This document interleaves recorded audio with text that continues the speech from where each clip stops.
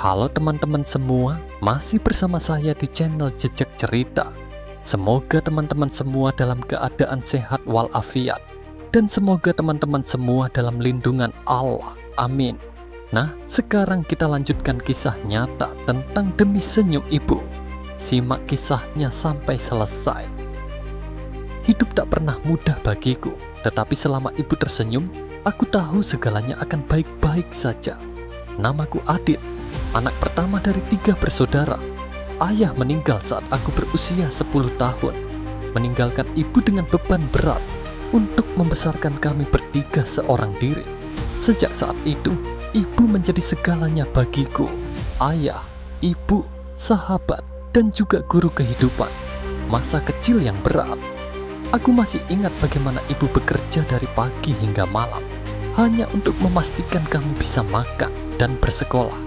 Beliau berjualan nasi uduk di pinggir jalan, bangun saat subuh untuk memasak, lalu berjualan sampai siang.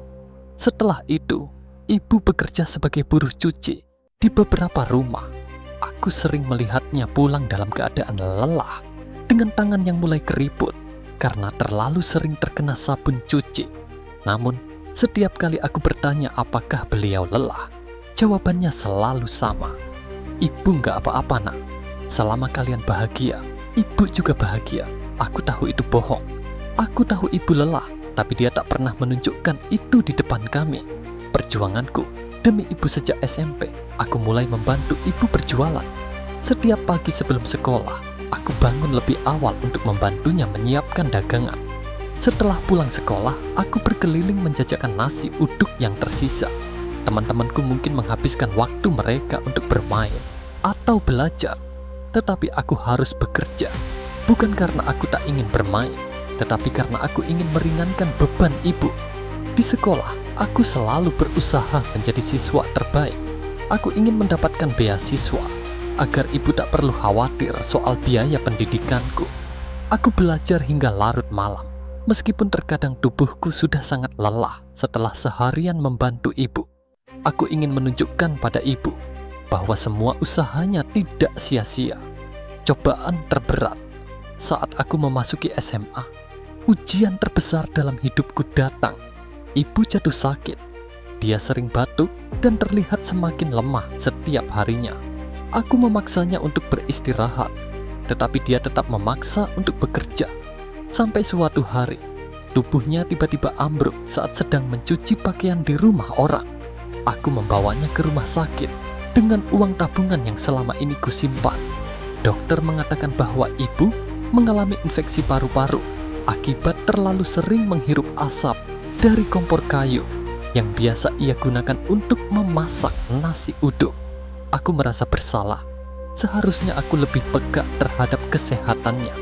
Seharusnya aku memaksa ibu untuk berhenti bekerja lebih cepat.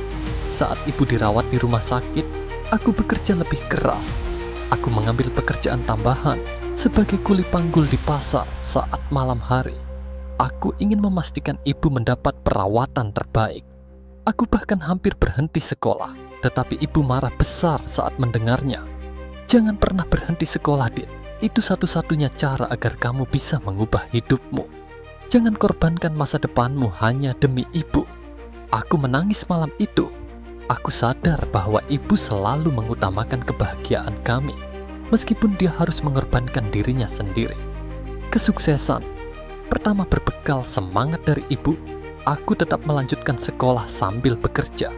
Aku berhasil mendapatkan beasiswa ke universitas ternama di kota. Aku tahu ibu menangis bahagia saat menerima kabar itu. Senyumnya yang selama ini tersembunyi karena kelelahan akhirnya muncul kembali. Aku kuliah sambil bekerja paruh waktu. Aku melakukan berbagai pekerjaan, dari menjadi pelayan restoran hingga ojek online. Aku tak peduli seberapa sulit hidupku, selama ibu bisa beristirahat dan menikmati hari tuanya dengan lebih tenang. Bertahun-tahun kemudian, aku lulus dengan nilai terbaik. Aku mendapatkan pekerjaan di sebuah perusahaan besar, dan perlahan kehidupan kami mulai berubah. Aku membeli rumah kecil untuk ibu, agar dia tak perlu lagi bekerja keras di jalanan. Saat aku memberinya kunci rumah itu, Dia menangis dalam pelukanku. "Terima kasih, Nak. Ibu bangga padamu." Aku tersenyum dan berkata, "Tidak, Bu. Aku yang harus berterima kasih. Semua ini karena Ibu." Kini, setiap pagi, aku bisa melihat Ibu duduk santai di teras rumah, menikmati teh hangat tanpa harus khawatir tentang dagangan atau cucian orang lain. Senyumnya kini lebih sering muncul, dan aku tahu segala perjuangan yang kulalui tidak sia-sia. Aku bekerja keras bukan untuk menjadi kaya, tetapi untuk melihat senyum Ibu setiap hari. Karena bagiku, tidak ada yang lebih berharga dari kebahagiaan seorang ibu. Bersambung. Terima kasih. Teman-teman Jejak Cerita, mohon maaf jika ada kekurangan dan kesalahan dalam membacakan ceritanya. Semoga teman-teman terhibur dengan ceritanya. Oh iya, jika teman-teman Jejak Cerita menginginkan kisah nyata selanjutnya, jangan lupa bantu subscribe, like, dan komen di bawah ya, supaya Jejak Cerita lebih semangat menghadirkan kisah nyata selanjutnya.